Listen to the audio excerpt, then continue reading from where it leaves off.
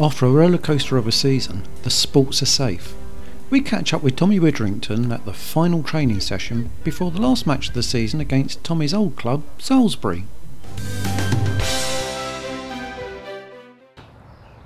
Okay, congratulations Tommy, to you and the team for securing your status for next season.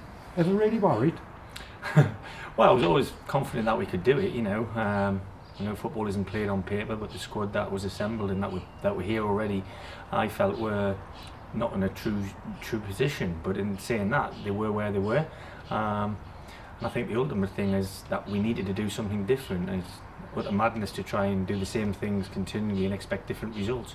So one or two things we turned around, Alan and I. I'm sure that we've put a little bit of more demand on one or two individuals, and maybe not so much on one or two others, to be honest with you. And I think we've had generally a very good response, both individually and collectively, and ultimately we're delighted to go into the last game of the season without any too much pressure on, really. That's great. So overall you're quite pleased with the way the team responded to your game plans and training? Well, like I said, I think it was absolute given that had we continued in the same manner and with the same personnel that had been tried for the first sort of 30 games or so, then we would have ultimately not succeeded in what we've done. So whilst it isn't to everybody's liking and different faces have been in the team and possible favourites have been left out on occasions, then, you know, I was only interested in keeping Eastbourne Borough in this division, which was what mine and Alan's remit. And like I said, the proof of the pudding is in the eating. We're where we wanted to be, and hopefully we can enjoy the last game now. Right, now out of all the action of the last few months, what stood out in your mind the most?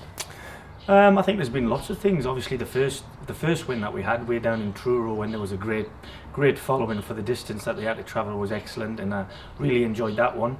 But I think there's been lots and lots. Obviously the walk-in game with them going on to be champions, and rightly so, and I thought we were excellent against them for 45 minutes in an attacking sense. But then, as Chelsea showed the other night, you have to have the other side of the game, and I thought we stood up manfully to their attack in the second half. So there's been lots of positives. I think, you know, the application of the players has been superb in the training methods. Alan's very demanding in his fitness levels, and some of the lads have had to raise an eyebrow or two there. But on the whole, I've been really pleased with the way people have applied themselves. And the people around the football club have done nothing but been helpful, whether it's people who make us cups of tea, and anybody who knows Alan and I, we are like drowning teapots. But anybody has been able to help us in any way, that's been really, really appreciative. Well, the pressure's off. You're obviously pleased with that. And Saturday's against Salisbury of all teams. What kind of performance are you going to look for this Saturday?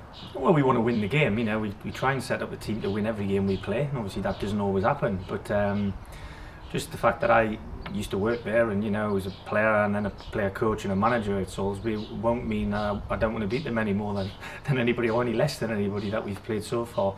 Having said that, there are still some very good friends of mine, both on the playing staff, the actual management and the higher management, as well as the supporters there. But that'll all be pushed one side until after the game, when hopefully we can celebrate together. And they've consolidated their season very, very well and had two good cup runs.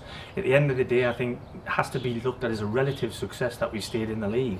It's not the success that the fans wanted or the players wanted, and I'm sure not what the board wanted. But having said that, considering where it was heading, relatively speaking, it's been a good end of the season. And so, with the borough status secure, you must be thinking about building for next season already. So what's your message for the supporters to take away for the closed season? What I'd like to say is I don't think they've seen the whole of what I do, and certainly the team and the players that I inherited.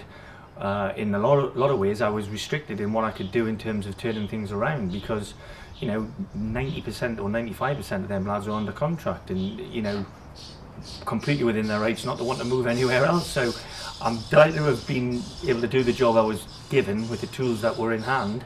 There will obviously be changes, you know. Some people will guess the right changes, some people probably won't. But what I will be doing is speaking to each and every one of the individuals face to face, putting the ball in their court in some cases, I think, because there are one or two players that maybe haven't had as much game time as they expected to have, but firmly in my plans for next season. Like I said, there was a type of performance required for the 16 games or so that we were in charge, and I feel some of the players might be not quite ready for that. So you have to wait and see in terms of that. But you know, I want people to come back to Eastbourne Borough with fresh optimism and hope, because I don't want to be having relative success next season in terms of staying in the division. I want to be competing, and depending on what finances are available to us will depend on how high we compete up the league. That sounds great stuff, Tommy. I wish you all the best for Saturday and have a great close season, and we look forward to seeing you again in the new season. Thanks very much. Thanks. Bye bye.